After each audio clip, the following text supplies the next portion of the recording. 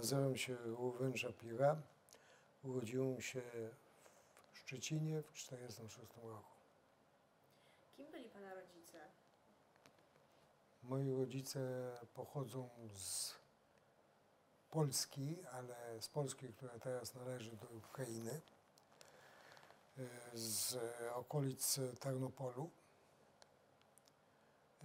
W czasie wojny oni uciekli w głąb byłego Związku Radzieckiego, dotarli do Kazachstanu, aż do Frunze, która była stolicą Kirgistanu. Po wojnie wracali z powrotem i mieli zamiar jechać na zachód. Dotarli w 1946 roku do granicy polsko-niemieckiej, ale tam ja się urodziłem i musieli się zatrzymać, a potem jak się zatrzymali, to granica została zamknięta i tak, że zostali tam. A tam się urodziłem. Czyli, ale rozumiem, że urodził się Pan w Szczecinie. Tak. A czy pamięta Pan, jak wyglądał Szczecin wtedy z Pana dzieciństwa? Jakie to było miasto? Czy było bardzo zniszczone wojną? Miasto było zniszczone, było ogromna ilość gruzów. Jako dzieci bawiliśmy się między gruzami, dla nas to była ogromna frajda. Myśmy dostali mieszkanie dwupokojowe, które jedno było zniszczone, pamiętam, i trzeba było go wyremontować. Także tak to wyglądało to miasto. Czy mieszkali Państwo w jakiejś konkretnej dzielnicy miasta? Mieszkaliśmy na Niebuszewie. Niebuszew to była tak naprawdę po wojnie dzielnica żydowska, ponieważ większość Żydów mieszkało tam. Była tam synagoga, było wszystkie, tak naprawdę była tam gmina żydowska, która, nie wiem jaka sytuacja jest dzisiaj, ale jak odwiedziłem po powrocie z Izraela w początku lat 90., to ona jeszcze działała na ulicy Niemcewicza, tam gdzie działała wtedy, gdy ja mieszkałem tam. A przy jakiej ulicy Pan mieszkał? Kołątaja. A jaka była, bo o Niebuszewie się mówi, że to często się mówi o nim Lejbuszewo. Państwo używali takiej formy? Nie pamiętam coś takiego. Aha. A w jakim języku się mówiło w domu? Żydowsko. Czyli Pana językiem ojczystym jest jidysz? Jest jidysz i tak naprawdę rozmawiałem w tym języku do końca życia moich rodziców. Nawet dzisiaj nie używam go, ale znam go. Nawet mogę czytać i pisać i tak dalej. A czym rodzice się zajęli wtedy w Szczecinie? Jaką podjęli pracę? Mój ojciec dostał posadę, był jakimś kierownikiem w PZIP, to się nazywało, Poznańskie Zjednoczone Instalacje Państwowe, jeżeli się nie mylę. Jechał na delegacje, robił kontrole w różnych placówkach i tak dalej. A matka była w domu. Czy w domu otrzymano koszerność? Tak. A były sklepy koszerne wtedy w Szczecinie? Znów nie chcę być odpowiedź prawidłowa, nie pamiętam. Jedną rzecz to pamiętam, że co do mięsa na przykład, to był rzeźnik. Pamiętam, że ja nosiłem kury do rzeźnika. Także był ubój rytualny na pewno. Mięso na pewno było koszerne. Wyobrażam sobie, że też inne produkty, tylko jak oni dotarli do nas, tego nie pamiętam. A rozumiem, że w domu też utrzymywano tradycję żydowską. Jakie święta na przykład obchodzono? Wszystkie. Wszystkie święta, które się obchodzi. A które Pan najbardziej lubił? Purim na pewno. mm, Nowy Rok, zazwyczaj Purim. Chodziło się do synagogi wtedy? Chodziło się do synagogi, rzeczywiście, że chodziło się do synagogi. Ja nawet dostałem zwolnienie ze szkoły w soboty. Szkoła była szkoła żydowska imieniem Jud-Lamed Pereca. Uczniowie byli Żydzi, nauczyciele byli Żydzi i nawet kierowniczka, pani Lebel, była Żydówka.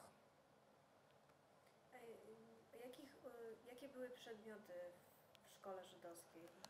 Wszystkie normalne przedmioty i język żydowski też jako opony. A język polski? Też. Znaczy wszystko normalnie, co było w polskiej szkole, plus język żydowski. A czy miał pan tylko, no właśnie, chodził pan do żydowskiej szkoły, czy miał pan jakichś też polskich kolegów, nie Żydów? Sądzę, że mało, jeżeli byli całkiem, ale nie pamiętam. Bo na podwórku zazwyczaj znów, to było Niebuszewo, na podwórku zazwyczaj byli Żydzi, jak się wychodziło. A jak się gdzieś chodziło na święta, to na pewno byli Żydzi. Jaka była atmosfera właśnie w taki czas świąteczny, nie wiem, Hanuki czy Pesach? Pamięta pan jakoś, że nie wiem, dom czy dzielnica wyglądały jakoś specyficznie wtedy? Nie, sama dzielnica nie. Sama dzielnica wyglądała, bo mimo wszystkiego, że to była jakoby dzielnica żydowska, to wyobrażam sobie, że większość tam mieszkańców nie byli Żydami. Także z zewnątrz wszystko wyglądało normalnie, jak zwykły powszedni dzień, tak jak w Warszawie dzisiaj. Ale na pewno można było widać więcej Żydów na ulicach niż w Warszawie dzisiaj. I na pewno można było ich widzieć, jak chodzili do synagogi. I na pewno jak 2 razy w roku to były takie uczty u najbogatszych Żydów, którzy robili w domu dla wszystkich uczty i wtedy z synagogi wszyscy szli razem. Także Żydzi byli wyczuwalni tam, można było ich wyczuwać. A czy też jakoś, czy była jakaś grupa religijnych Żydów, którzy też wyróżniali się strojem w tamtych czasach? Było ich, nie było ich dużo, ale było ich. Pamiętam, rzeźnik był taki. Ja miałem takiego nauczyciela, która matka mi wprowadziła do domu, ponieważ ja nie chciałem iść do Heider. Heider to jest takie przedszkole żydowskie, które istniało też przy gminie. Ja nie chciałem, to ona mi przyprowadziła jakiegoś starego Żyda z brodą, który był ubrany tak jak trzeba i on mnie uczył religii w domu. Także było ich kilka, nie było dużo, ale było ich. Jak te lekcje wyglądały? Jak on nie zasypiał, to jakoś się uczyłem. A co sypiał? Tak, od czasu do czasu to pamiętam dobrze. Ale czego się uczyliście? Znaczy rozumiem, że hebrajskiego, tak? Nie, uczyliśmy się Torę. Religię. Ale czytaliście ją po hebrajsku? Czytaliśmy, tylko po hebrajsku. Ten jakiś wątek, który dzisiaj w Polsce się wszystko tłumaczy na polski język, nie istniał wtedy. To jest nowoczesne. Czyli jako dziecko mówił pan najczęściej widzisz. Rozumiem, że z nauczycielem czytaliście Torę po hebrajsku. I kiedy ta polszczyzna jakoś jakby trafiła do pana? Szkoła, na pewno szkoła, może jeszcze wcześniej, bo znów na ulicy wszędzie się rozmawiało po polsku. Ja pamiętam, że ja byłem patriotem żydowskim i nie chciałem rozmawiać po polsku, a mój brat młodszy, zwłaszcza on tylko po polsku chciał rozmawiać, nie rozmawiał po żydowsku. starał się wszystko, nawet z rodzicami porozmawiać po polsku. Y, Tak to wyglądało. Był pan syjonistą wtedy. Y, Nie wiem, jak to nazwać, nie wiem, czy byłem świadomy tego pojęcia wtedy, ale teraz można to tak określić. A sama atmosfera w szkole, jak pan ją wspomina? Jacy tam byli koledzy, koleżanki, nauczyciele? Nie, było fajnie, oprócz tego, że nauczyciele musieli się trzymać atmosfery PRL-owskiej, to znaczy były od czasu do czasu apele całej szkoły, gdzie się wychodziło na podwórko, był apel, wszyscy stali na baczność i pani kierownik zawsze się wypowiadała odnośnie klasy robotniczej i tak dalej, i Bierut, i wszystkich świętych. I pamiętam nawet, to pamiętam dobrze, że jak zaczęła się wojna w 1956 roku, to był apel, gdzie pani kierownik i nauczyciele potępiali agresję izraelską, sionistyczną i tak dalej, bo tak miało być. Mimo, że wszyscy byli w zasadzie Żydami i ona też, tak? Tak, Potępiali. ale na ścianach były zdjęcia wszystkich świętych, nieżydowskich. A w domu jak się komentowało właśnie komunizm, czy w ogóle ten system? Nie najlepiej.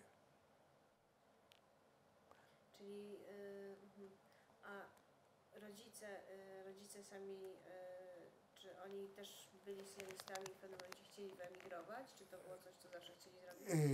Oczywiście i faktem jest, że jak tylko Gomułka doszedł do władzy w 1956 roku, to my byliśmy jedni z pierwszych i pierwsi z naszej rodziny, które opuściliśmy Polskę. To było w listopadzie, początek listopada 1956. Jak pan słyszał na tym apelu o Izraelu, czy w ogóle wcześniej może w jakichś rozmowach, jak pan sobie wyobrażał, jaki jest Izrael? Wyobrażałem sobie po pierwsze, że to jest mocne państwo, bo mimo wszystko można było między wierszami właśnie o tej agresji czytać i słuchać. O tych samolotach, które atakują Egipcjan i które mają sukcesy i dlatego trzeba ich potępiać i tak dalej, i tak dalej. Ale wiedziałem, że to jest nasze państwo. Wiedziałem też, ponieważ brat mojego ojca dotarł do Izraela w 40 kilka roku i byliśmy w kontakcie z nim. Siostra mojej matki udało się, ponieważ ona była tylko z córką, to w 1949 roku, zdaje mi się, wypuścili jakąś część takich Żydów, którzy nie mieli rodziny, też byli w Izraelu. I był kontakt. Kontakt rzeczywiście był korespondencji i raz na jakiś czas się szło na pocztę i się otrzymało telefon. I kto wtedy rozmawiał przez ten telefon? Rodzice, ojciec rozmawiał, A pan czasami? dali dzieciom się zabawić. A jak wyglądała ten moment, kiedy rodzice, czy konsultowali to w ogóle jakkolwiek z panem i z bratem, że jadą do Izraela? Nie, na pewno nikt nie konsultował, ponieważ ja miałem wtedy zaledwie 10 lat, mój brat 7 lat, także za bardzo z nami nie konsultowali, tylko nie pamiętam, kiedy doszło do świadomości, kiedy nas zawiadomili, że widocznie wyjedziemy. Wiem, że wszystko było tak po cichu, bo mimo, że się otworzyli granice i można było wyjechać oficjalnie, trzeba było dostać wizę i cała zabawa tam była, to starało się, żeby to było, żeby nie nagłośnić to. I jak wyglądały same przygotowania do wyjazdu? Ojciec, nie wiem skąd, przyniósł 2 ogromne boksy i było pakowanie i bagaż poszedł drogą morską, a myśmy pojechali pociągiem do Wiednia, a stamtąd samolotem do Izraela. Czy było coś jakiegoś wyjątkowo cennego, co Pan postanowił zabrać ze sobą? Nie, oprócz książek, które już miałem, ja na pewno nie zabrałem nic innego. Po pierwsze, cennego naprawdę nie wolno było brać ze sobą. Czyli czego na przykład? Nie wiem, jakieś obrazy, czy ogromną biżuterię, czy można było brać wszystko na potrzeby własne, życie codzienne. Pamiętam, że myśmy wzięli ze sobą, bo nam powiedzieli, że w Polsce dywany są tanie, a w Izraelu drogie. Moi rodzice kupili dywan. Zainwestowali, ale ukradli nam w drodze. A pieczarki, które kupiliśmy, żeby wziąć do Izraela, to nam zabrali na granicy, bo celnicy powiedzieli, że nie wolno tego brać ze sobą, to nie jest na co dzień. Pieczarki. Tak. Grzyby, pieczarki. Ale to były suszone, czy to były... Nie pamiętam, to nie pamiętam, pamiętam tylko, że to były grzyby czy pieczarki, ale jaki rodzaj nie pamiętam. A jakie uczucia towarzyszyły temu momentowi podróży, wyjazdu z Polski? Co Pan wtedy czuł? Bardzo dobrze. Każdy, kto wyjechał, ponieważ to nie był 68 rok, gdzie tak naprawdę zostali Żydzi wypędzeni z Polski, tylko kto chciał, wyjeżdżał. I właśnie dlatego większość tego społeczeństwa, które wyjechało do Izraela, bo chcieli. A w 68 większość nie wyjechała do Izraela, bo oni mogli wyjechać w 56, 7, a nie wyjechali, bo nie chcieli jechać do Izraela. A tak naprawdę, tak zrozumiałem wtedy, rząd polski popierał na to, żeby wyjechali do Izraela. Także każdy, kto chciał, wyjeżdżał. Czyli cieszył się Pan w pewnym sensie? Tak. I jak wyglądał sam przyjazd do Izraela? Przylecieli Państwo i wylądowali gdzie? Na tym lotnisku, które dzisiaj istnieje, rzeczywiście było inne lotnisko. Ogrodzenie było zwykłe ogrodzenie z drutów. To wszystko, co było na tym lotnisku. Lot, jeżeli ja pamiętam dobrze, wylecieliśmy z Wiednia wieczorem gdzieś o 21 i dolecieliśmy nad ranem. 7, 8, nie wiem, bo był już poranek. To nie było 3,5 godziny jak dzisiaj. To strasznie długo. Tak się leciało wtedy. Także i wtedy zaczęło się przyzwyczajenie do nowego kraju. I jak to wyglądało? To było, tak jak każda migracja, niełatwo, było trudne. Było zwłaszcza trudne przez brak języka. Ale dzieci się szybko nauczyli. Moi rodzice do końca życia nie znali dobrze hebrajskiego. Moja matka całkiem nie rozmawiała po hebrajsku. Trochę się nauczyła na potrzeby codzienne. Mój ojciec lepiej, bo pracował później i musiał sobie poradzić, ale też to było trudne dla niego, bo oni przyjechali, to już nie byli młodzi ludzie. A czy byli Państwo w jakimś obozie przejściowym dla takich Olim Hadashim? My nie. Myśmy pojechali, bo się zawsze pytano, czy ktoś ma krewnych, a przyjął nas na lotnisku brat mojego ojca i pojechaliśmy z nim on mieszkał w Aszkelonie na południu Tam przez miesiąc czy dwa mieszkaliśmy u niego w domu, aż nam przeznaczyli takie mieszkanko w nowej, wybudowanej nie dzielnicy, tylko jakimś osiedlu małym, które później nazywano Polskie Osiedle, ponieważ pakowali tam wszystkich, co przyjechali z Polski i tam mieszkaliśmy. Także to nie był obóz, to była kuchnia i był duży pokój podzielony, duży pokój. Wyobrażam sobie, że tam było w tym pokoju 15 metrów, czy może mniej, podzielony na kuchnię otwartą i na dwa takie pomieszczenia jakoby, podzielone z firanką, gdzie w jednym ja z bratem, a drugim ojciec z matką. I jak długo Państwo tak mieszkali? Myśmy mieszkali około 57, około 3 lat. Dwa i pół roku. A ojciec, no, mówi Pan, że nauczył się hebrajskiego i gdzie, jak pracował? Najpierw pracował przy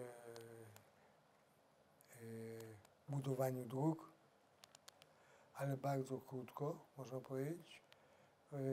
To była fizyczna praca, aż ktoś go przygarnął, zrozumiał, jakie doświadczenie ma i on został kierownikiem, sprzedającym też takiego dużego żywnościowego sklepu. I tam pracował kilka lat, później pracował w mleczarni kilka lat, a później pracował już jako księgowy w zakładzie do wyjścia na emeryturę. I cały czas Państwo mieszkali w Aszkelonie? Myśmy cały czas mieszkali w Aszkelonie. A jak się ułożyła Pana, no rozumiem, że skończył Pan ileś klas tej szkoły Pereca w Szczecinie. Tak. I, Zacząłem 4. klasę. I no właśnie, jak wyglądała szkoła tam w Izraelu? Tam pierwszy incydent był, ponieważ przyjechaliśmy tam i zapytano się, w jakiej klasie byłem. To powiedzieliśmy, że w 4, to pakowali mnie do 4. Ale moi rówieśnicy już byli w 5, ponieważ tam już wtedy się zaczęło uczyć, pierwsza klasa były 6-latki. Nie tak jak tutaj, że jeszcze nie wszyscy dzisiaj. I wtedy po miesiąc, 2 poszedłem do wyższej klasy, do 5. No i kto chodził do tej szkoły? Czy to też wszystko były dzieci, które wyjechały z Polski? Nie. Tam tak naprawdę było, z Polski prawie nie było, ponieważ to była religijna szkoła. W Izraelu to jest podzielone na religijne i niereligijne. A większość, co przyjechali z Polski, nie byli religijni. Także oni poszli do zwykłych szkół, a ja z bratem poszliśmy do religijnych. Czyli to w szkole byli sami chłopcy? Nie, były też dziewczyny. Były też dziewczyny. Tak. A skąd jeszcze były tam dzieci? Czy były... W 1956 roku było powstanie na Węgrach, także była wtedy alija z Węgier, także było też trochę węgierskich, też nie znali hebrajskiego, a reszta to byli tacy, co się urodzili już w Izraelu. Jak się Wam żyło w tej szkole? W takiej Na różnorodności? początku bardzo źle, znaczy bardzo źle. Jak się nie zna języka, to nie można się komunikować, nie można mieć kolegów, nie można... I to jest trudne. Ja pamiętam, że na początku nie zrozumiałem, co chcą ode mnie, tylko patrzyłem się, czy jak wszyscy wstali, to ja też wstałem. Jak wszyscy siedzieli, to ja też siedziałem. Nie wiedziałem, co się robi, ale powoli udało się. A nieraz czasami Niektórzy nam opowiadają, że właśnie jak ktoś był z Polski, to często tym osobom docinano i trochę się wyśmiewano z różnych takich polskich cech. Pan to też odczuł jakoś? Czy... Pewnie. Jeszcze jak. Na przykład z ubrania, ponieważ przyjechaliśmy na początek zimy tutaj w Polsce, to było w listopadzie, to przyjechaliśmy bardzo dobrze ubrani i tam rzeczywiście matka wysłała nas do szkoły bardzo dobrze ubrani. I na przykład mieliśmy taką pilotówkę na głowie, tak jak piloci, taką ciepłą czapkę i dlatego na początku nazywali mnie pilotem, bo tam nikt nie chodził w czapkach, bo nie byli przyzwyczajeni, bo nie było takiej potrzeby. Dużo czasu nazywali mnie Polakiem, ale to też z czasem, ponieważ ja jestem z wykształcenia też socjologiem, to wiem, że w każdym społeczeństwu, gdzie przyjeżdżają imigranci, muszą zapłacić cenę na początku. No właśnie, a potem to była jeszcze szkoła podstawowa w Izraelu, jak Tak, rozumiem, a tak. potem jak dalej się potoczyły Pana losy? Co Pan właśnie zdecydował studiować? Ja studiowałem ekonomię i socjologię A gdzie dokładnie? w Uniwersytecie Bar-Ilan. Właśnie tam, gdzie teraz papież Franciszek dostał w tym w ubiegłym tygodniu jakieś, nie wiem, oznaczenie i tak dalej, było w internecie. No czyli to jest w zasadzie w Tel Awiwie. To jest w Ramat Ganie, to jest religijny uniwersytet. Mimo że duża część uczniów i nawet nauczycieli nie mają nic wspólnego z religią. Czyli taki trochę odpowiednik naszego KUL-u w Lublinie pewnie. Tak, tak. Może nawet mniej, bo KUL jest katolicki, a w Polsce to ma duże znaczenie. A przez całe te lata, jak Pan wtedy dorastał w Izraelu, czy jakkolwiek wracał Pan myślami do Polski? Na pewno jak były jakieś wiadomości o Polsce, to mnie interesowało. Interesowałem się bardzo wtedy i dzisiaj też historią polskich Żydów. Czytałem dużo o Holokauście. Interesowałem się Holokaustem, a nie można się interesować Holokaustem, a nie Polską i tak dalej. No właśnie, a to mówi Pan, że interesował się Holokaustem. Mówi się też, że w Izraelu, przynajmniej tak do procesu Eichmana, w zasadzie no, trochę wytykano tych, którzy ocaleli. Mówiono na nich galutim, tak? To jest... Mówiono, że... Znaczy to nie był taki temat, który społeczeństwo izraelskie wtedy było gotowe przyjąć. Społeczeństwo izraelskie wtedy było gotowe przyjąć tylko bohaterów. Ci, co ocalali. Ocalali walcząc. Na przykład cały ten wizerunek odnośnie getto, powstania warszawskiego getta. To też w Izraelu jest nawet kibuc, który się nazywa Lochomei Gettot, to znaczy walczący w getach. Jest inny kibuc, który się nazywa Yad Mordechai, ręka Mordechaja, Mordechaja Nilewicz. Znaczy wszystko, co należało do walki, do heroizmu, a nie co do tych, co jakoby szli na zagładę, nie robiąc niczego. Ponieważ próbowano wtedy wykształcić i wykreować nowego Żyda. Tak jak pani powiedziała, nie z galutu, tylko takiego swojskiego, taki, co się niczego nie boi, taki, co ma swoje państwo, taki, który Holokaust nigdy by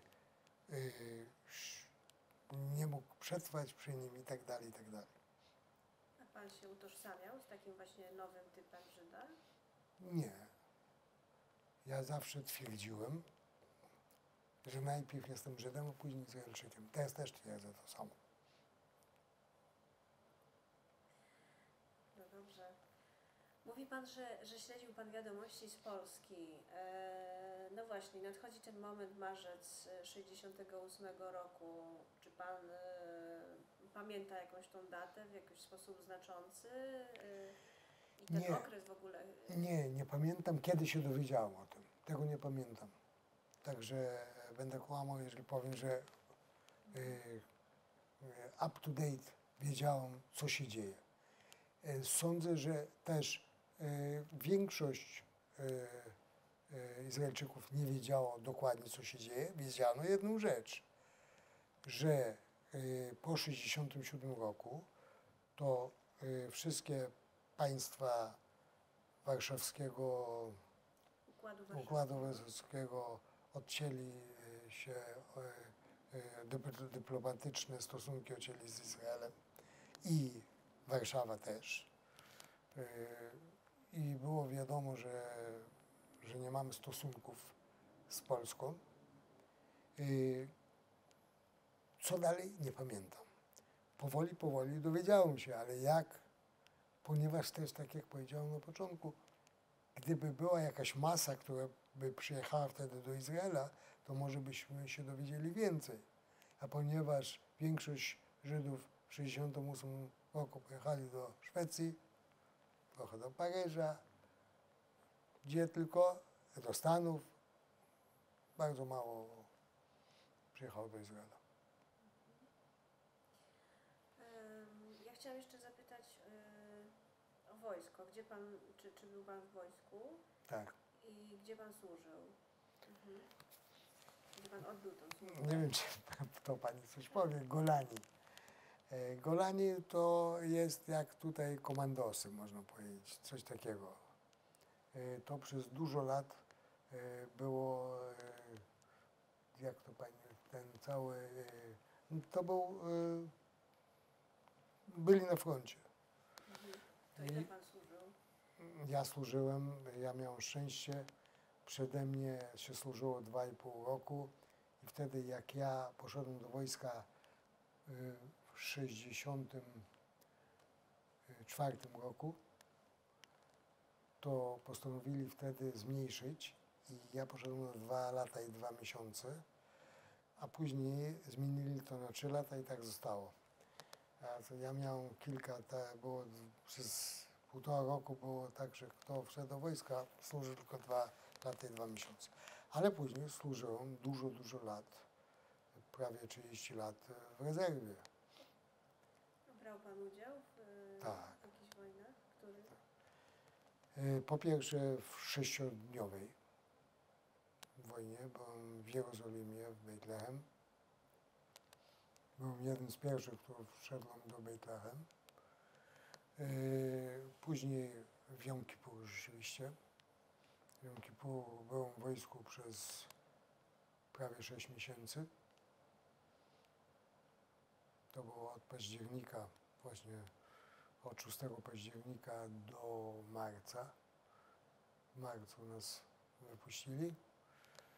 I później byłem jeszcze w 1982 roku, byłem w Libanie. I pan był... Aha, czyli rozumiem, że pan był w takim fighters units, czy... Właśnie nie znam do końca tej terminologii wojskowej. Czy pan był... To się w nazywa, jakim stopniu pan był tam? to się nazywa lochem. Lochem to jest walczący. To znaczy, to są ci, co idą na pierwszy front. Mam nawet odznaki, zostało mi jeszcze różne rzeczy z tamtego czasu. Także ostatnia moja wojna była właśnie w Libanie w początku latach 80.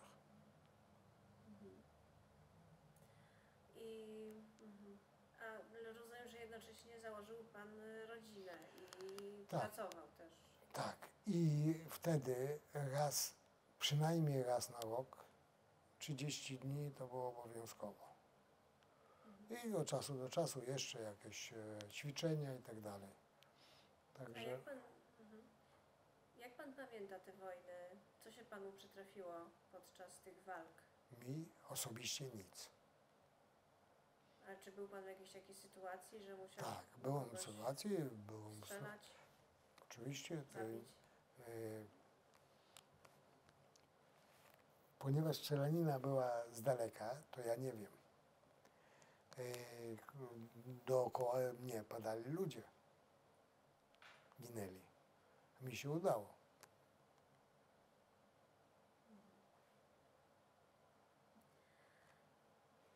Chciałam zapytać o takie życie też prywatne, no bo mówił pan, że ukończył ekonomię i socjologię. Jak się potoczyła pana taka ścieżka zawodowa?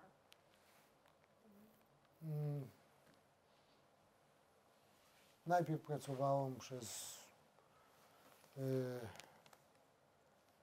ile lat? Od 72 załóżmy, 70 do 80.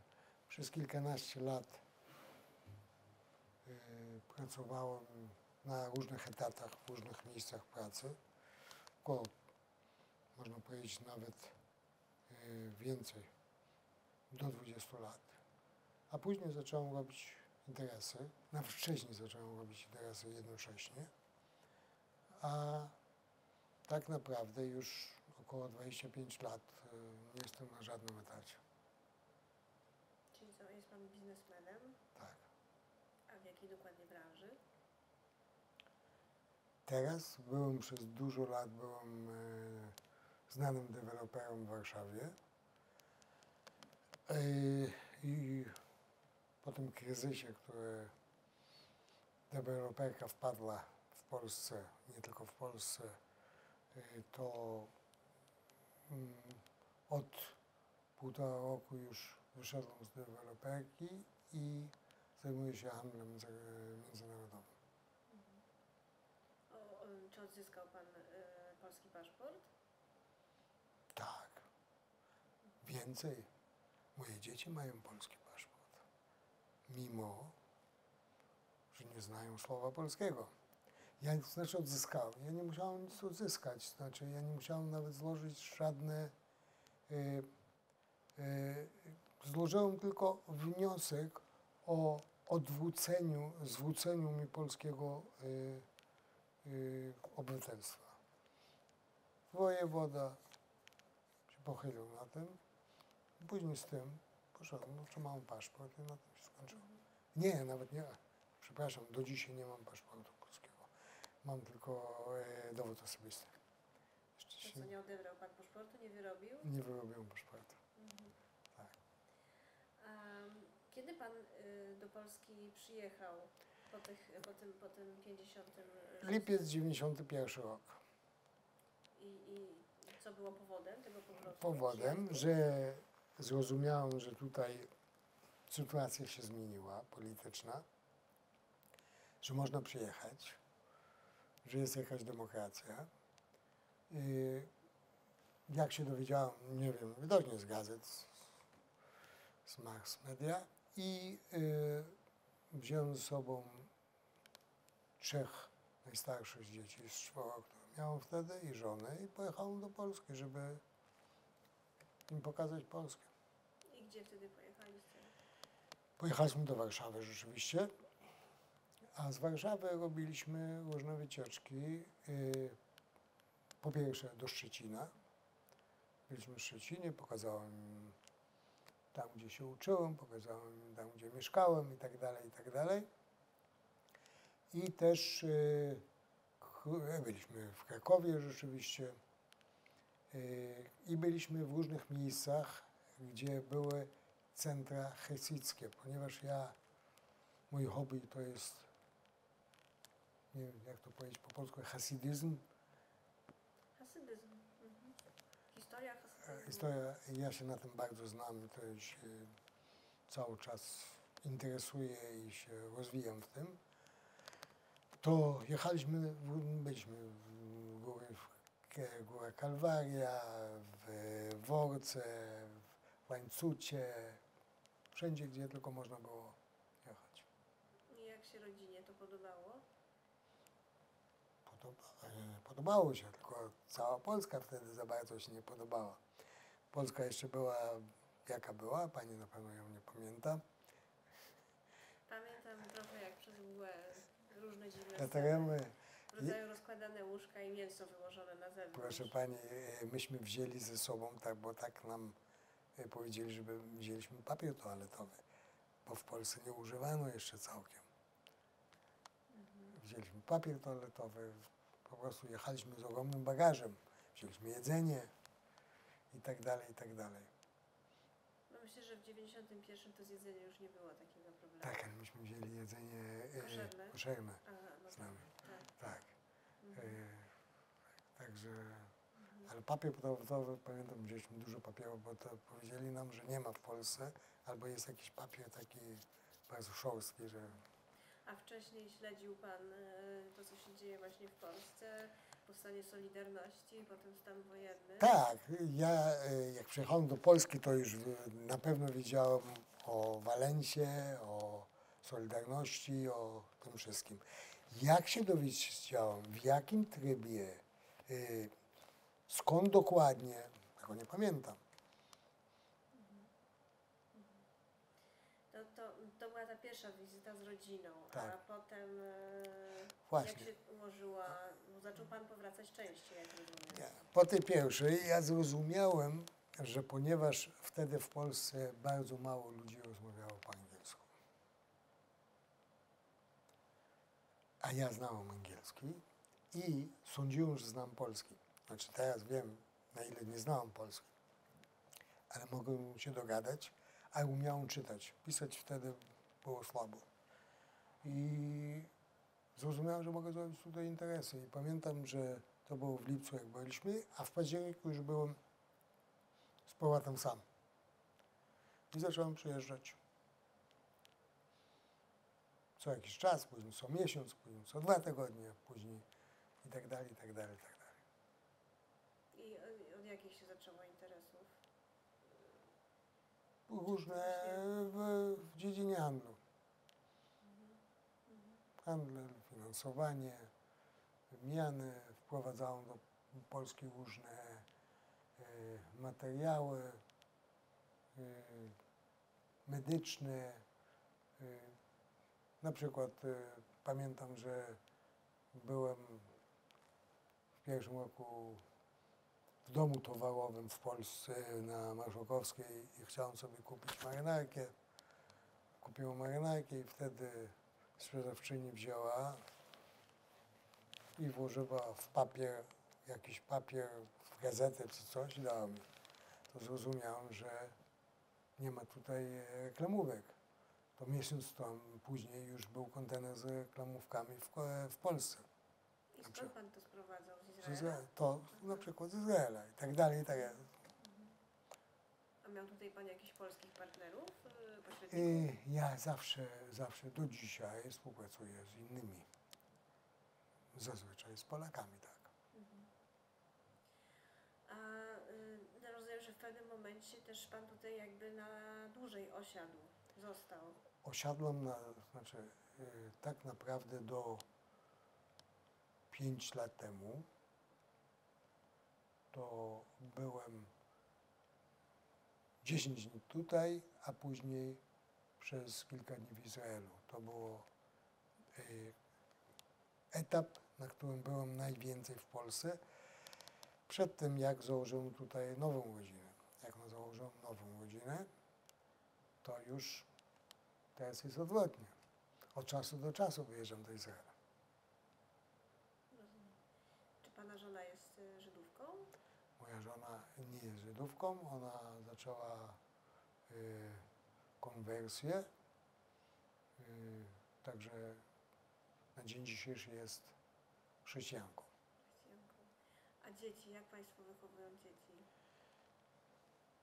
Dzieci, starszy syn, ma 3 lata, chodził do szkoły Laudera. Właśnie w tym roku wyprowadziliśmy go stamtąd z różnych powodów, które nie chodzi o judaizm czy coś. Doszliśmy do wniosku, że będzie mu lepiej w innej przedszkolu, ale oni wiedzą o judaizmu, on chodzi ze mną od czasu do czasu do synagogi, teraz na święta, na Sukkot był ze mną w synagodze też, na Simchat Torah, nie wiem czy pani wie, też był w synagodze ze mną. U mnie w domu są mezuzy wszędzie, co pani powiedzieć, robimy kiddusz i tak dalej. Rozumiem. A trzymają Państwo koszerność w domu? Tak. Koszerność polega tak naprawdę na tym, że ja przestałem jeść mięsa, bo jest trudno z mięsem, a staramy tylko się, ja przywożę z Izraela mięso dla dzieci.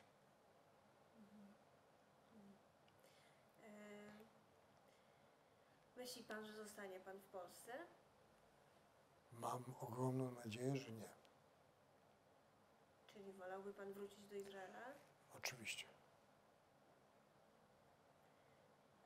A same dzieci w tej chwili wychowują się w polskim języku, rozumiem. Czy Pan mówi Oni wychowują się w po polskim. hebrajsku? Ja z synem rozmawiałem. On dopiero rok temu zaczął rozmawiać, ale od kiedy się urodzili, to rozmawiam z nimi po hebrajsku. Oni rozumieją trochę. Teraz właśnie z synem przestałem, bo on rozmawia, to on rozmawia po polsku. A żeby mieć komunikację, muszę rozmawiać z nim po polsku. Ale od czasu do czasu rozmawiam po hebrajsku, on rozumie, o co chodzi. Żona się uczy hebrajskiego. I co, i myślą Państwo, że gdzieś kiedyś wyjadą w końcu? Jest taki plan. Czyli Pana ojczyzną jest, Izrael. a Polska czym jest dla Pana? Dzisiaj miejscem urodzenia, miejscem zamieszkania, miejscem, w którym w ostatnich kilkaset lat kwitła kultura żydowska, żydowskość, jeżeli można to powiedzieć, bardzo bogata żydowskość i dla mnie to jest bardzo ważne. Tak naprawdę nazwa każdego miasteczka, każdej wsi, nie każdej, ale prawie każdej, ma dla mnie jakieś znaczenie żydowskie.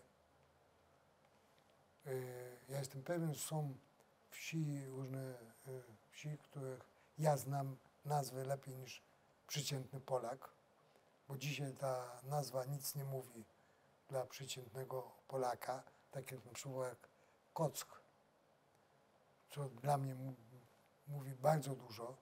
Dla Polaków może mówi za to, że tam był w czasie Kościuszki bardzo znana bitwa, w której Polek, jak on się nazywał?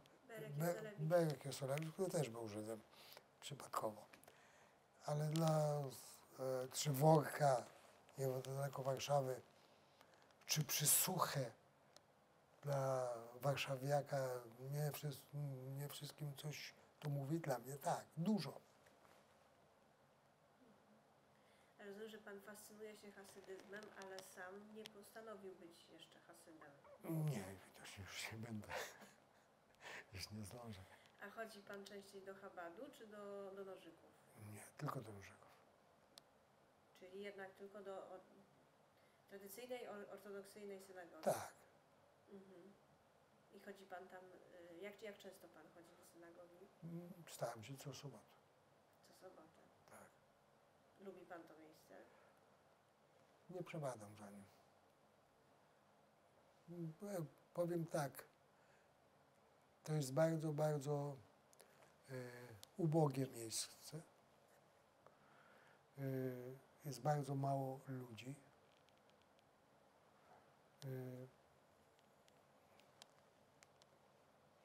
Naprzeciw tego, co ja znam, w jakim społeczeństwie żyłem w Izraelu i żyję, jak tam przyjeżdżam. Staram się na święta, pojechać tam. teraz na Nowy Rok byłem tam rzeczywiście, to tutaj nie ma nic. To jest wszystko ubogie. Mimo że na całym świecie wiadomo teraz, że w Polsce kwitnie judaizm, że jest jakieś odrodzenie. W jakimś sensie to jest prawda, bo jest dużo więcej niż było, zwłaszcza ze strony młodzieży, ale z drugiej strony to jest nic. To jest pestka. To jest, ja to nazywam sztuczne napompowanie siłą, żeby zrobić jakieś, na przykład na Hanukę ja będę tutaj, ponieważ tutaj się robi różne uliczne zapalenie tych świecek. Tak. W Izraelu się tego nie robi, bo nie jest potrzebne, bo każdy robi w domu, kto chce. A tutaj się robi to publicznie, bo prawie nikt nie robi w domu. I to jest w jakiś sposób próba przytrzymaniu jakiegoś społeczeństwa żydowskiego i każdy mi mówi, że to jest wspaniale, bo to jest dużo lepiej na przykład niż w Bułgarii, czy w Grecji, czy w innych państwach tutaj w Europie, że w Polsce to jest jeszcze bardzo dobrze. To znaczy pytanie znów, na co się patrzy, na pół szklanki pustej, czy na pół szklanki pełnej. Ta szklanka nie jest półpusta, jest dużo więcej niż półpusta, tak? Można patrzeć na to, co jest, a naprawdę jest, ale jest prawie nic. Tak naprawdę część tego napompowania jest też te przyjazdy Izraelczyków czy Żydów z całego świata do Polski. Gdyby oni nie przyjeżdżali, to by czasem nie było 10 ludzi na modlitwę w synagodze. A były już sytuacje, nawet teraz są od czasu do czasu takie sytuacje, Że nie ma minianu. że nie ma minianu. Na przykład jest przed Nowym Rokiem, się zaczyna soboty wieczór, są slichot, to się nazywa, to jest taka modlitwa o 12 w nocy. Rok temu, ja przyszedłem, byłem 9, to rabin Szudrych przez telefon udało się przymusić kogoś, żeby przyszedł. On przyszedł i był minian. W tym roku przyszedłem, nie było minian. A to było soboty wieczorem, gdy polscy Żydzi nazajutrz nie idą do pracy. W Izraelu, gdzie nazajutrz wszyscy idą do pracy, bo to jest niedziela, synagogi są pełne.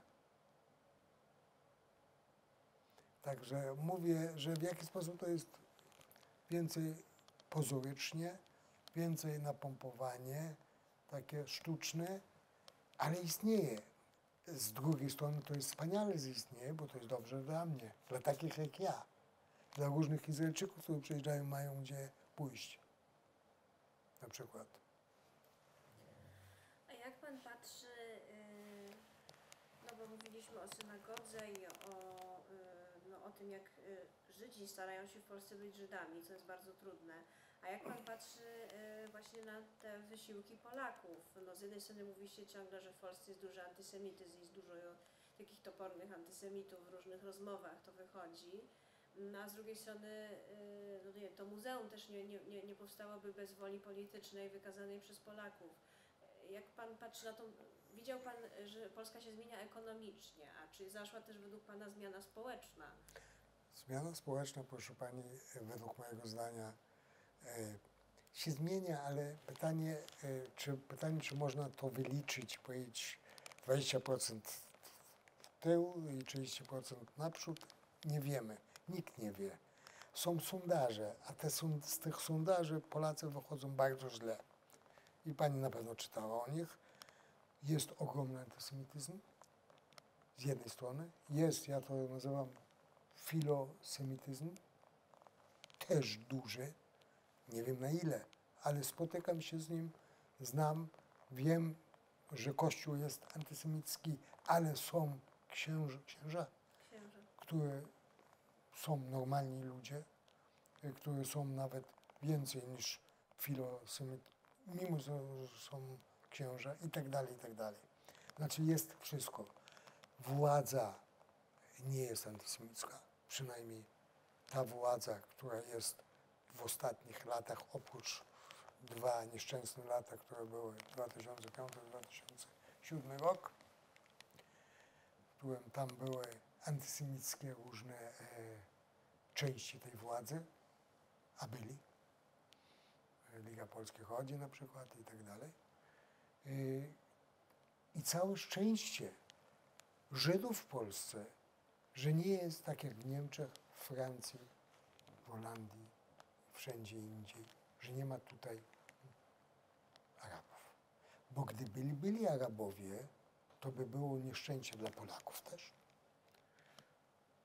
a zwłaszcza dla Żydów, ponieważ tą falę antysemityzmu, ta fala antysemityzmu jest w Polsce, istnieje, ale ona nie jest falą, ona jest uśpiona częściowo.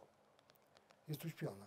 A gdyby tutaj byli Arabowie, to by antysemici razem z Arabami dopiero by, tu by było bardzo ciekawe, to znaczy nieciekawe, jeżeli popatrzymy się na to. Ale Polska jest dzisiaj, przez to, że nie ma Arabów, przez to, że nie ma prawie muzułmanów, to Polska jest spokojny kraj dla Żydów. Żyd może tutaj iść ubrany jako Żyd i nic mu się nie stanie. W Paryżu on się boi tak wychodzić. I tak dalej. No tak, chociaż też nie wiem, czy tak bardzo Żydzi, ci religijni zwłaszcza, rzeczywiście tak wychodzą swobodnie. Znaczy, chodzą, tak? chodzą. Rzeczywiście, że chodzą.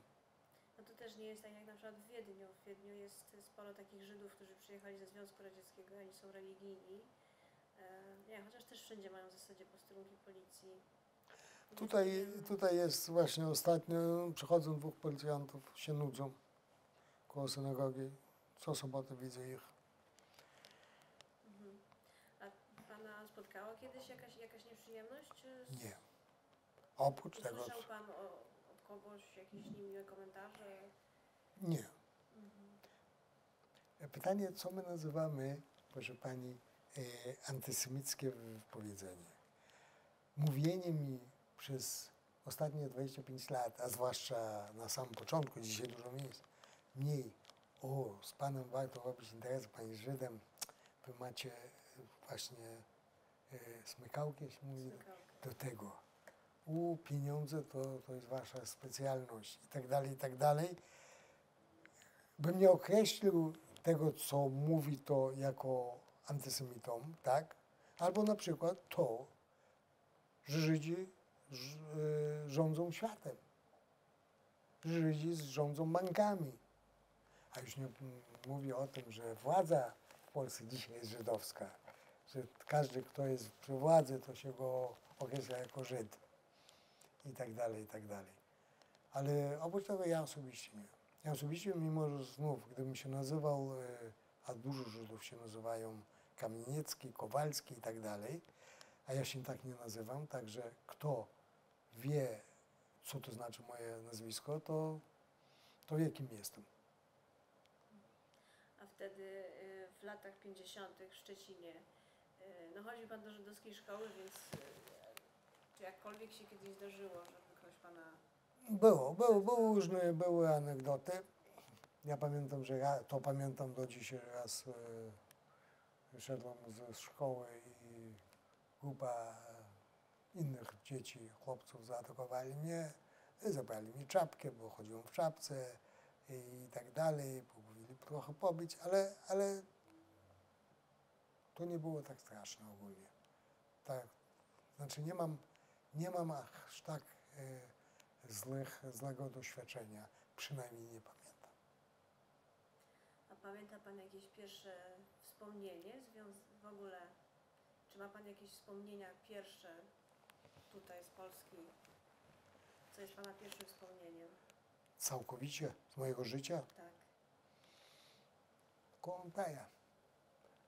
Kiosk naprzeciw, gdzie kupowaliśmy gazety.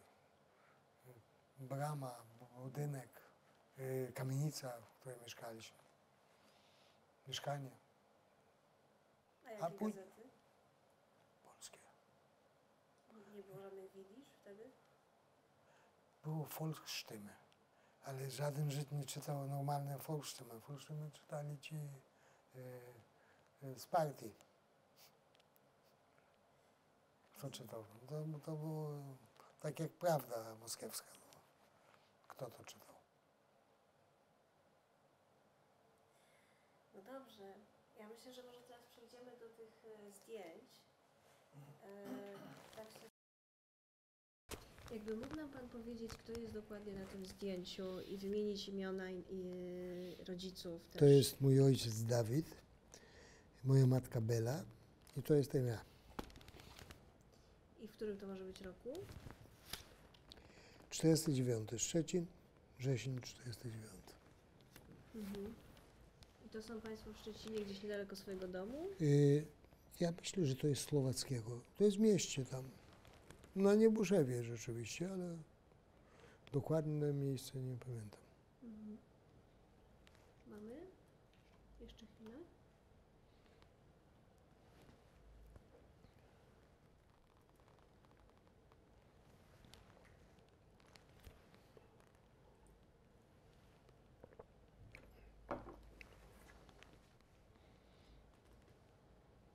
Już? Dobrze. To ja je odłożę na tą Tak. stronę. Dobrze. Jakby mógł Pan o tych dwóch zdjęciach też powiedzieć. To jest widocznie zdjęcie też z 1 maja, bo jestem tutaj z tą flagą. Nie wiem, gdzie to jest. Gdzieś w Szczecinie, w centrum miasta widocznie. Tu jestem z kuzynką i z koleżanką widocznie ze szkoły. Pamięta Pan atmosferę tych pochodów? Czy to było jakieś też święto rodzinne przy okazji? Rodziny? Nie. Bo ja szedłem z moim ojcem tylko, bo on musiał iść. No, brał mnie. A czy ojciec, on musiał wstąpić do partii, czy? Mhm. Nie przymuszali. Kto nie chciał, to nie wstąpił. Mhm. A te kupy tutaj, to są jakieś takie kamienie, czy to jest właśnie, to widać też jakby to zniszczenie wojenne To tak, Szczecina, to są tak? guzy, to są jakieś guzy, tak. To tak leżało. tak. Mhm. A imiona i nazwiska kuzynki i koleżanki, jak mógł Pan wymienić, czy pamięta Pan? Koleżanki nie pamiętam. Koleżanki nie. A kuzynka wtedy się nazywała Roza Kogan, a dzisiaj się nazywa Shoshana Levari. Też wyjechała do Izraela? Tak. Mhm. Cała rodzina wyjechała do Izraela. My nikogo nie zostawiliśmy w Polsce. Mhm. Czy już? Dobrze. To też odkładam na tę stronę. Tutaj jeszcze raz, rozumiem, że tutaj na tym zdjęciu jest Pan ze swoim tatą gdzieś, tak? Tak, to jestem ja, a mój ojciec jest widocznie tutaj, nie widać go, właśnie widać tylko głowę. A ja widocznie położył naprzód. Czy fa- Pamięta Pan atmosferę tego pochodu, co ludzie mówili idąc? Nikt nic nie mówił. Nie widzi pan, że wszyscy Czy idą. były jakieś piosenki? Nie pamiętam coś takiego.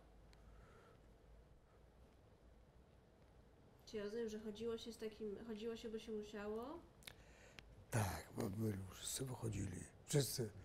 No to miejsca pracy zazwyczaj wychodzili razem. Mhm. Dobrze. I tutaj kolejne. To jest Pan na tym samym pochodzie, tak? Tak, tak. A flaga była czerwona? Pewnie. I co Pan wtedy tak myślał o tym, czym jest komunizm? Czy tak pojmował Pan? I ja, Czy wiedział Pan, czym ja jest wie- demokracja, a czym ja komunizm? wiedziałem, tak, to wiedziałem. Wiedziałem, że to jest bardzo źle, że się przymusza ludzi, żeby żyli w wspólnocie. Jak przyjechałem do Izraela przez dużo lat, może nawet do dzisiaj, mam negatywne podejście do kibuców. Przez Chociaż to, to jest taki sionistyczny wynalazek. Tak. kibuc. tak, ale w jaki sposób to mi przypominało To jest sionistyczny, socjalistyczny. A ten socjalizm mi zawsze odpychał. Idziemy dalej, dobrze. Tutaj oddaję. Jakbyśmy mogli teraz opowiedzieć o tym zdjęciu. To jest szkoła imienia Pereca w Szczecinie i tam w naszej klasie, to jest nasza klasa i zawsze były przedstawienia. To jest moja kuzynka, to jestem ja i były różne przedstawienia. A to było jakie, pamięta pan? No wszyscy są trochę przebrani. Tak, to Jakieś korony mają na tak, głowie. tak, to był król, była królewna, ale nie pamiętam treści. Naprawdę nie pamiętam. Rozumiem, że portrety są tak, od lewej jest... Bierut, Stalin i Rokosowski, jeżeli się nie mylę. To jest też takie zbiorowe zdjęcie po przedstawieniu. To już więcej tak A pozorowo. pamięta pan, kogo pan grał? Czy grał pan, miał pan jakąś rolę? Tak, pewnie to jestem ja, Mhm. ale nie pamiętam, co ja grałem. Ja pamiętam, że było inne przedstawienie, w którym przedstawialiśmy ten pomnik, który tutaj stoi. Czyli bohaterów getta. Tak. I ja byłem jeden z tych, co pamiętam, nawet stałem w taki sposób, coś takiego, to pamiętam. Mhm. Właśnie, może ja też zapytam, ale już jak usiądziemy, jeszcze ten Ciechocinek, a jeszcze to zostało nam i Ciechocinek. To jest jakieś zebranie w pracy, to jest mój ojciec, to jestem ja. Co on mnie wziął, nie wiem dlaczego, nie wiem co, Może nie miał z kim pana zostawić. może, nie mam pojęcia. Dobrze. I jeszcze tutaj, na tym zdjęciu, kto dokładnie jest? Nie, to jest Ciechocinek, to jest mój brat, to jestem ja, ojciec i matka, to są znajomi, którzy byli w Ciechocinku. Rzeczywiście Żydzi. Mhm. I tutaj kolejne, rozumiem, że tu pan jest Ja z bratem, tak, to jest też Ciechocinek. Tam było dużo zieleni, dużo kwiatów. Tęcza? Tęcza? Nie tęcza, jak to się nazywa? Tam, gdzie ten jod spływa. Tężnia. Tężnia. Mhm. Możemy? Następne? Dobrze. I jeszcze zostały nam dwa. Tutaj jest... Tu jestem rozumiem- ja z ojcem i z bratem. Mhm. I to jest też w Ciechocinie. Tak, to jest Ciechocinek i to jest też Ciechocinek. W Ciechocinku, mimo że to w centrum miasta, była plaża, chodziliśmy na plażę, był tam piasek i się opalaliśmy. Lubił pan te wakacje? Tak, czego nie? Ale zawsze właśnie do Ciechocinka Tak. państwo jeździli? Tak, A nigdzie indziej? nie. Dużo lat to nie było, to było No jakieś tak. 4-5 lat. Mhm. Ja się zastanawiam, czy może moglibyśmy zobaczyć jeszcze jakieś pierwsze zdjęcie z Izraela, jeśli pan mógłby wybrać. Nie, ale Coś- tutaj to nie są pierwsze To zdjęcie. są pierwsze. Właśnie, że to nie są pierwsze. To jest też stąd. To są już trochę. To na pewno jest gdzieś już 4-5 lat, 4 lata po tym, jak przyjechaliśmy do Izraela. Tutaj już mieszkaliśmy w nowym domu. To jest nasza rodzina.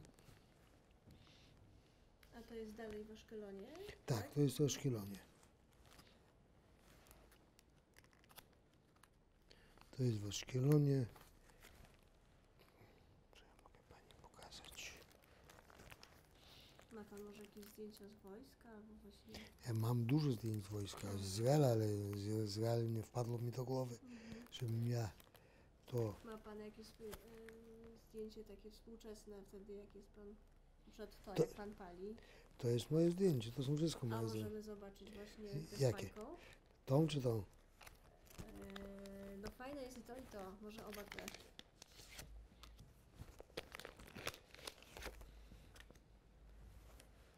Czy pan tu pali fajkę, czy taką To jest taka fajka, tak, taka mała fajka, wie pani. Ja w tamtych czasach paliłem Wszyscy palili, to ja też paliłem. A to są koleżanki jakieś? Tak. Mhm. No, Jaka była wtedy, możemy zobaczyć, jaka była moda wtedy? Jak one się ubierały? widzi pani, No tak. Bardzo ładnie. A to zdjęcie też jest, to wasz kolonia jest? też w Eszkolonie właśnie, tak. Mhm. Czy to rozumiem, że bardziej czasy liceum jakiegoś? Nie, to już było po wojsku. To znaczy to rok 70. Coś takiego. To jest wesele już u mojego kolegi. Przypadkowo wziąłem tam, bo tam były tamte zdjęcia. To wziąłem to, gdybym wiedział, to też ojciec, matka i brat. A tutaj jest pan też? Nie, to jest mój brat. To jest brat. Tu jestem ja. I on tutaj co? On ma M16? Ma łzy. A, Uzi. To Tak. jest Uzi. Tak, widocznie ja przyszedłem z wojska, to on się sobie robił zdjęcia. Mhm. Dobra. Właśnie ja chciałam, tylko też się zastanawiam, może już po prostu tak z offu nagramy. Ja chciałam jeszcze spytać o pana właśnie brata, no bo mówi pan, że brat właśnie wolał mówić po polsku i wcale nie był tak chętny jechać do Izraela. Nie, Czy nie, nie, Jak to nie, było? nie, nie. No, odnośnie Izraela nic wspólnego o niechęci. Może nie był tak, po pierwsze był młodszy, miał 7 lat wtedy. Mhm. Ja już byłem dorosły, miałem 10. Mhm. Także ja mogłem się wypowiedzieć więcej w tej sprawie Izraela. Ale on chciał rozmawiać po polsku. Później przyjechał do Izraela, to on też przez wszystkie lata rozmawiał z rodzicami po polsku, mimo że jego polski język jest do niczego. Ale jakoś próbował, żeby się trzymać tego polskiego. A on do Polski też wraca czasami? Przyjeżdża? Był jeden raz. Był kilka lat temu. Mhm. Czyli to pan jest tym najczęściej powracającym. A rodzice, czy oni kiedyś wrócili? Nie. I też do tych swoich ojczystych, znaczy ojczystych jakby Tam? tam na Ukrainę? Nie, ja zorganizowałem 8 lat temu, Nie wiem. Mhm. zorganizowałem kuzynów Mhm. moich. Mhm. Wziąłem mojego starszego syna i pojechaliśmy tam na Ukrainę i dotarliśmy do wszystkich miejsc, tam gdzie się matka urodziła, gdzie się ojciec urodził. Zrobiliśmy wycieczkę. Czyli tylko ten jeden raz. Tak. Mhm. No dobrze. Dziękujemy bardzo za spotkanie dziękuję. i za wywiad.